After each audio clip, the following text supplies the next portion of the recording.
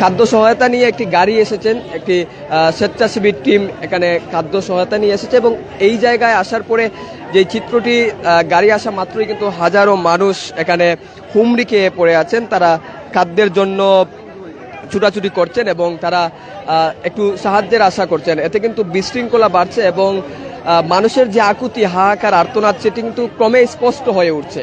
আমরা সেই দৃশ্যই আপনাদেরকে দেখানোর চেষ্টা করছি। আমরা এই মুহূর্তে সরাসরি আপনাদের সঙ্গে সম্প্রচারে যুক্ত হয়েছি। আপনারা দেখছেন বাংলা ভিউ সরাসরি সম্প্রচার। আপনাদেরকে যেমনটি বলছিলাম যে ত্রাণের গাড়ি পেয়ে মানুষজন ঠিক এভাবেই কিন্তু হুমড়ি খেয়ে পড়ে থাকেন এবং শত শত মানুষ কারাকারি করতে থাকেন। কারণ সিলেটে এই মুহূর্তে মহা দুর্যোগ। সিলেটে এই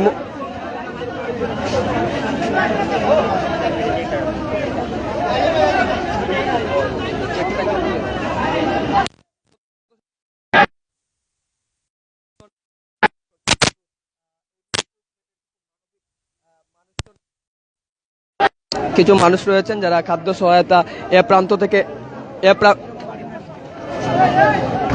প্রান্ত থেকে ও প্রান্ত নিয়ে ঘুরে বেড়াচ্ছেন। আমরা একটু কথা বলবো ত্রাণ সামগ্রী নিয়ে যিনি এসেছেন এখানে ফুলকলির পক্ষ থেকে ত্রাণ সামগ্রী নিয়ে আসা হয়েছে।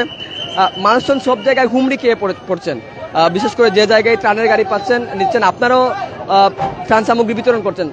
আপনারা এই মুহূর্তে এই স্পটে কতজনকে দিচ্ছেন এবং অন্য কোন স্পটে আপনারা দেওয়ার পরিকল্পনা করছেন? ধন্যবাদ। আমরা এই মুহূর্তে রুজবিও পয়েন্টে আছি। আমাদের 5টি টিম, সুনামগঞ্জ একটা টিম, এরপরে চণ্ডীপুলে একটা টিম, এরপরে জয়ন্তাপুরে একটা টিম, গোয়ানঘাট এবং কোম্পানিগঞ্জে একটা টিম বের হয়েছে। আমরা 5টা টিমে 5,000 মানুষের ত্রাণ, বন্যা কবলিত মানুষকে ত্রাণ দেওয়ার সিদ্ধান্ত গ্রহণ করেছি। তো এই মুহূর্তে আমরা রুজবিও পয়েন্টে ত্রাণ দিচ্ছি। প্রিয় দর্শক, আমরা যদি একটু সামনের দিকে আপনাদেরকে নিয়ে যাই, সেটি উপশহরের দৃশ্য যদি আপনাদেরকে একটু দেখানোর চেষ্টা করি। এখনো কিন্তু উপশহরের পানি রয়ে গেছে এবং পানি কিন্তু উপশহর থেকে অনেকটা দ্রুতই পানি সরছে না বলা চলে।